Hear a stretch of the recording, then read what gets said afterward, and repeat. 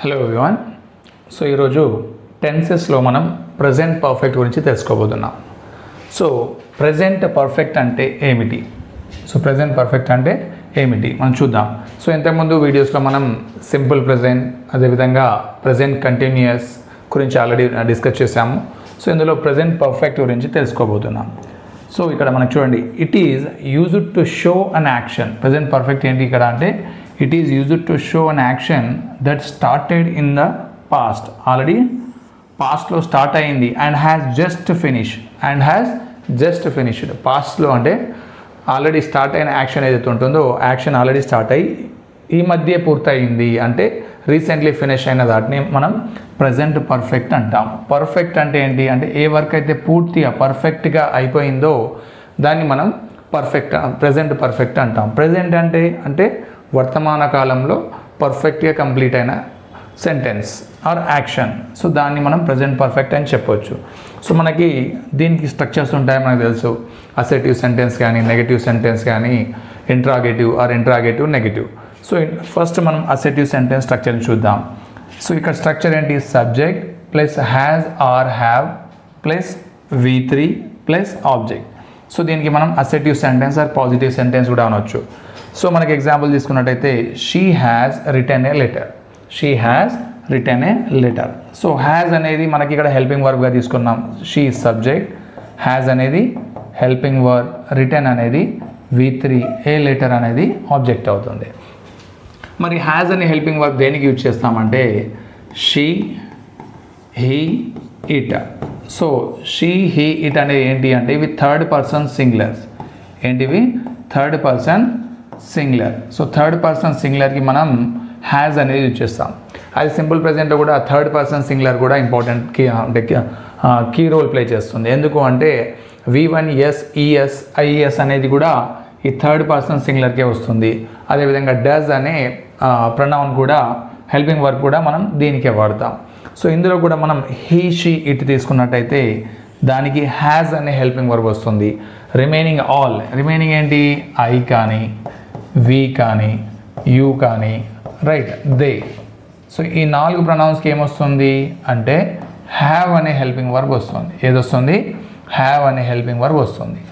But third person సింగులర్కి మాత్రం only has వస్తుంది, right.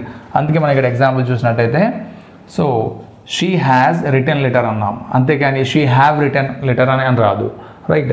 Next negative sentence చూద్దాం. నెగిటివ్ సెంటెన్స్లో ఏమొస్తుంది? సింపుల్గా నాట్ అనేది వస్తుంది. నాట్ అనే వర్డ్ మనకి యాడ్వర్బ్ అనేది ఆ సెంటెన్స్లో యాడ్ అవుతే దాన్ని నెగిటివ్ సెంటెన్స్ అంటాం. సో అది ఏ విధంగా ఉంటుంది అంటే, సబ్జెక్ట్, హెల్పింగ్ వర్బ్, ఆ తర్వాత not plus V3 plus object. So she has not return a letter. ఇక్కడ she has not return a letter అనేది వచ్చింది కాబట్టి, సో నాట్ వస్తే అది నెగిటివ్ సెంటెన్స్ అవుతుంది, right. So next sentence structure చూద్దాం. So next interrogative sentence. Interrogative sentence మనకు తెలుసు, హెల్పింగ్ వర్బ్ అనేది ముందు పెడితే మనకి ఇంటరాగేటివ్ సెంటెన్స్ అవుతుంది. ఇక్కడ చూడండి, హ్యాజ్ ఆర్ హ్యావ్. సో దీన్ని మనం ముందుగా పెట్టాం, రైట్. అంటే సబ్జెక్ట్ కంటే ముందుగా పెట్టి ఆ సెంటెన్స్ని రాసినట్టయితే అదేమవుతుంది? ఇంటరాగేటివ్ సెంటెన్స్ అవుతుంది. Has or have plus subject plus V3 object.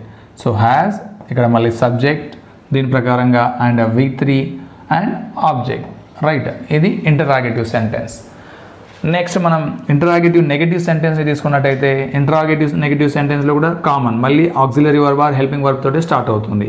Has or have plus subject, ఆ తర్వాత మళ్ళీ ఏమొస్తుంది? నాట్ వస్తుంది. ఎందుకంటే ఇంటరాగేటివ్లో మళ్ళీ మనం నెగిటివ్ సెంటెన్స్ అన్నాం. నెగిటివ్ సెంటెన్స్ ఎప్పుడు అవుతుంది? నాట్ అనే వర్డ్ వస్తే నెగిటివ్ సెంటెన్స్ అవుతుంది. సో ఇక్కడ మళ్ళీ దాని తర్వాత ఏంటి? V3 plus object. Has she not return a letter.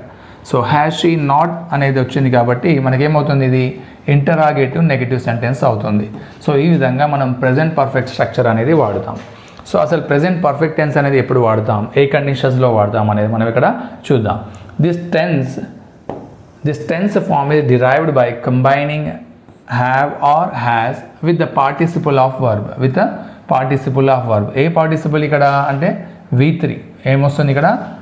V3 వస్తుంది, రైట్. ఎగ్జాంపుల్ చూడండి, have return, has return, have come, has come. అంటే ఇవన్నీ హ్యాస్ ఆర్ హ్యావ్ తర్వాత ఏమొస్తుంది అంటే V3 అనేది వస్తుంది. ఫస్ట్ చూడండి, the present perfect is used. ఎప్పుడు యూజ్ చేస్తాం మనం? To express an action that has just been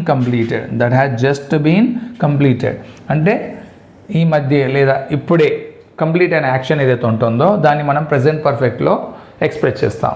so ఇక్కడ చూడండి, the sun has set. The sun అనేది ఏమవుతుంది ఇక్కడ? సబ్జెక్ట్. హ్యాస్ ఏమవుతుంది ఇక్కడ అంటే హెల్పింగ్ వర్బ్ అవుతుంది. సెట్ ఏమవుతుంది? Object.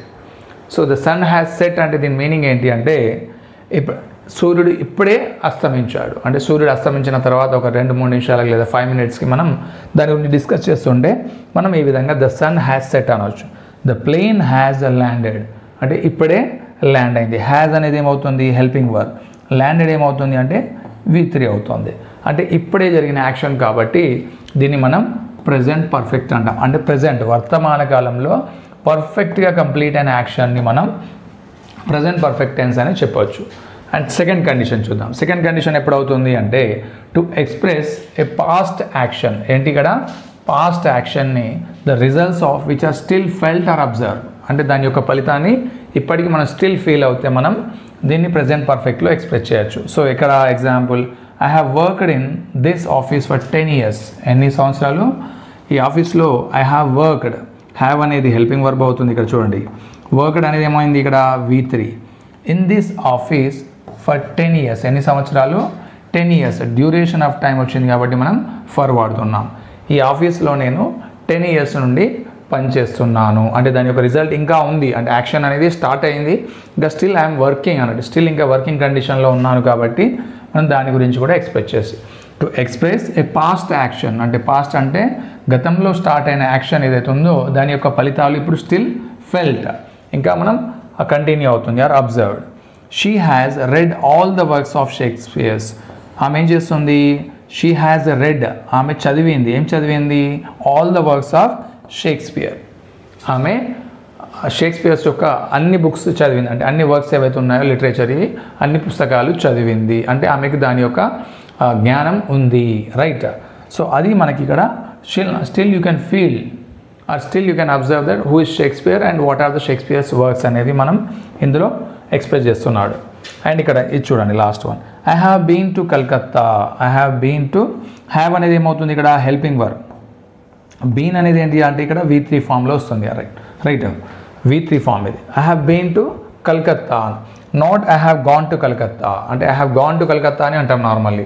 So I have gone to Calcutta అంటే నేను అక్కడే ఉన్నట్టు కాదు. అంటే I have been to Calcutta అంటే నేను ఆల్రెడీ వెళ్ళాను, వచ్చాను, రిటర్న్ అయ్యాను, అక్కడ లేను. Right. I have gone to Calcutta అంటే నేను అక్కడికి వెళ్ళాను. అంటే అక్కడే ఉన్నావా అంటే లేము మనం. సో అందుకోసమే నేను already I have been to Calcutta అంటే నేను కలకత్తా వెళ్ళాను. రైట్. వెళ్ళి ఏం చేశాను? మళ్ళీ రిటర్న్ అయ్యాను అంటే విజిట్ చేశాను అని మీనింగ్ వస్తుంది. సో అందువల్ల మనం ఇది ఫార్మల్గా ఉంటుంది, ఈ సెంటెన్స్ని వాడాల్సి ఉంటుంది. I have been to Calcutta, I have been to London, I have been to US. ఈ విధంగా మనం ఎక్స్ప్రెస్ చేయొచ్చు, అంటే ఆల్రెడీ వెళ్ళి వచ్చినట్టయితే. So this is about the past action, the results. ఇక్కడ మనం చూడండి, విచ్ ఆర్ స్టిల్ ఫెల్ట్. అంటే నేను ఆల్రెడీ కలకత్తా వెళ్ళి వచ్చాను అంటే కలకత్తా అంటే ఏమిటో నాకు తెలుసు, కలకత్తా సిటీ అనేది నాకు తెలుసు అనే మీనింగ్లో మనం ఇక్కడ మాట్లాడుతున్నాం. Right. Third one, to express an action which began in the past and which has continued up to the time of speaking. Yes, action అనేది ఆల్రెడీ స్టార్ట్ అయింది, ఇంకా ఏమవుతుంది? Which has continued up to the time of speaking. ఇంకా ఇప్పుడు మాట్లాడుతున్నప్పుడు కూడా action అనేది continue అవుతే మనం ప్రజెంట్ పర్ఫెక్ట్ టెన్స్లో ఎక్స్ప్రెస్ చేస్తాం. ఇక్కడ చూడండి, Mister Rao has been our chairman since 1990. So ఇక్కడ ఏమని చెప్తున్నాడు? మిస్టర్ రావ్ ఎవరు? Has been. ఇక్కడ హ్యాస్ అనేది హెల్పింగ్ వర్బ్. రైట్. బీన్ అనేది ఏమవుతుంది ఇక్కడ? V3 ఫామ్లో ఉంది. అవర్ చైర్మన్ ఎప్పటి నుంచి అట? సిన్స్ 1990. సిన్స్ అనేది ఏంటి ఇక్కడ అంటే preposition, point of time. Right. Point of time అవుతుంది. సో ఎప్పుడు స్టార్ట్ అయింది అంటే సిన్స్ 1990 నుంచి మిస్టర్ రావే మా యొక్క chairman, he has been. Right. ఇక్కడ చూడండి, John has been the family's mainstay for 5 years. ఇక్కడ కూడా has helping verb and V3. అంటే స్టిల్ నవ్ అంటే ప్రజెంట్, ఇప్పటికి కూడా యాక్షన్ అనేది కంటిన్యూ అవుతుంది అని మనం అంటే ఇది మనకి దీనికి తెలుపుతుంది. Right. Next one, the following adverbs are often seen with the present perfect tense. అంటే మనకి అడ్వర్బ్ ఆఫ్ టైం ఏదైతే ఉంటుందో అది మనకి మెన్షన్ చేస్తుంది. ఏంటి ఏ వర్డ్స్ మెన్షన్ చేస్తాయి ఇక్కడ అంటే ఎవర్ కానీ, లేట్లీ, జస్ట్ అంటే this minute, never, recently, today, not yet, will, already. So ఇలాంటి అడ్వర్బ్ ఆఫ్ టైంని తెలిపే వర్బ్స్ మనకి వర్డ్స్ ఇట్లా మనం చూసినట్టయితే దాన్ని బట్టి మనం ఏం తెలుసుకోవచ్చు, ఆ సెంటెన్స్ అనేది ప్రజెంట్ పర్ఫెక్ట్లో ఉందని తెలుసుకోవాలి. ఏ వర్బ్స్ ఇక్కడ ఏ వర్డ్స్ అంటే ever, lately, just, never, recently, today, not yet, will, already. Example, I have recently scene that film. Right, I have seen recently అంటే ఈ మధ్య ఆ సినిమాను చూశాను. Right, I have recently scene that film అంటే recently అనే word వచ్చింది కాబట్టి ఇది ఏం చెబుతుంది అంటే ప్రజెంట్ పర్ఫెక్ట్ టెన్స్లో ఉందని మనం తెలుసుకోవాలి. చూడండి, హ్యావ్ అనేది ఏమైంది ఇక్కడ హెల్పింగ్ వర్బ్. రైట్, సీన్ ఏంటి V3. రైట్, అంటే మనం ఎక్స్ప్రెస్ చేయాలనుకున్నా కూడా ఈ వర్డ్స్ని ఒకవేళ మనం వాడుతున్నట్టయితే ఆ సెంటెన్స్ని మనం దేంట్లో వాడాలి అంటే ప్రజెంట్ పర్ఫెక్ట్లోనే వాడాలి.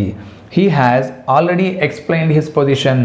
ఇక్కడ చూడండి మళ్ళీ ఆల్రెడీ, హీ హ్యాస్ ఆల్రెడీ అనే వర్డ్ అనేది మనం అడ్వర్బ్ ఆఫ్ టైంని మనం తెలుపుతున్నాం.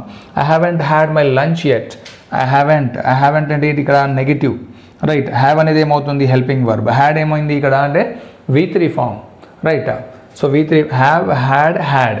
రైట్, హ్యావ్కి ఏమవుతుంది ఇక్కడ అంటే హ్యావ్ అనేది V1 అయితే మళ్ళీ హ్యాడ్ V2 అవుతుంది, మళ్ళీ హ్యాడ్ కూడా V3 అవుతుంది, V2 V3. హ్యావింగ్ అనేది V4 అవుతుంది. I haven't had my lunch. So ఇక్కడ ఈ వర్డ్ కూడా ఏం తెలుపుతుంది మనకి అంటే ఇది ప్రజెంట్ పర్ఫెక్ట్ని తెలుపుతుంది. Right, next, this tense is not used with adverbs of past time. It is wrong to say. ఇక్కడ చూడండి ఈ టెన్స్లో మనం ఇక్కడ ఎగ్జాంపుల్ చూడండి, I have return a letter to him yesterday. Yes, మనకి ఇక్కడ అడ్వర్బ్ ఆఫ్ టైం ఎస్టర్డే ఏదైతే ఉందో yesterday, last year, last minute, before last year, day before yesterday. So ఇలాంటి కొన్ని వర్డ్స్ అడ్వర్బ్స్ ఆఫ్ టైంని తెలిపే వర్డ్స్ ఏవైతే ఉంటాయో ఆ వర్డ్స్ వచ్చినప్పుడు మనం ఆ సెంటెన్స్ని ఏం చేయాలంటే సింపుల్ పాస్ట్లో తెలపాలి. ఏం తెలపాలి? సింపుల్ పాస్ట్లో తెలపాలి, అంతేగాని ఐ హ్యావ్ రిటర్న్ అని అనకూడదు. రైట్, లేదంటే ఎస్టర్డే తీసేయాలి. I have return a letter to him. I have return a letter to him అంటే అది కరెక్ట్ అవుతుంది. కానీ I have return a letter to him yesterday అంటే అది రాంగ్ అవుతుంది. అంటే ఎస్టర్డే అనేది మనం మెన్షన్ చేయకూడదు. అదేవిధంగా he has visited Madras. He has visited Madras అంటే కరెక్ట్ అవుతుంది. లాస్ట్ ఇయర్ అనేది ఇక్కడ మెన్షన్ చేయొద్దు. అలా కాకుండా he has visited, right, he has visited last year అంటే రాంగ్ అవుతుంది. సో చూడండి ఎగ్జాంపుల్, దాన్ని ఎలా కరెక్ట్ చేయొచ్చు అంటే they can be corrected by removing the past time expressions. ఇక్కడ పాస్ట్ టైమ్ ఎక్స్ప్రెషన్స్ ఏదైతుందో మనకి ఎస్టర్డే అని ఉండే, ఎస్టర్డే అనేది తీసేసాం. I have return a letter to him, అప్పుడు అది కరెక్ట్ అవుతుంది. He has visited Madras recently అనే వర్డ్ వచ్చింది కాబట్టి అది ప్రజెంట్ పర్ఫెక్ట్ సంబంధించింది, అది కరెక్ట్ అవుతుంది. సో ఇంతకుముందు లాస్ట్లో ఏముంది, he has visited Madras last year అని ఇచ్చాడు. లాస్ట్ ఇయర్ అంటే రాంగ్ అవుతుంది, రీసెంట్లీ అంటే కరెక్ట్ అవుతుంది. సో చూడండి, replacing the present perfect tense by the simple past tense. అలా కాకుండా ఇంతకుముందు లాగా ఎస్టర్డే మెన్షన్ చేయాలంటే ఏం చేయాలి, I wrote a letter to him yesterday. I wrote అంటే ఏమవుతుంది ఇక్కడ V2 subject plus V2 subject plus V2 plus object వస్తే ఏమవుతుంది, అది సింపుల్ పాస్ట్ అవుతుంది. అప్పుడు మనం I wrote a letter to him yesterday అంటే అది కరెక్ట్ అవుతుంది. లాస్ట్ ఇయర్ కూడా చూడండి, ఇక్కడ V2 మెన్షన్ చేశాము. లాస్ట్ ఇయర్ వచ్చినప్పుడు V2 subject plus V2 plus object వచ్చింది కాబట్టి అప్పుడు అది కరెక్ట్ అవుతుంది.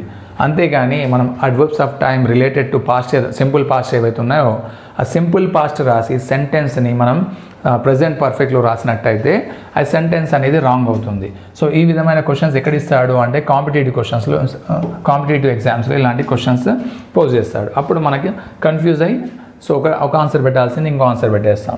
సో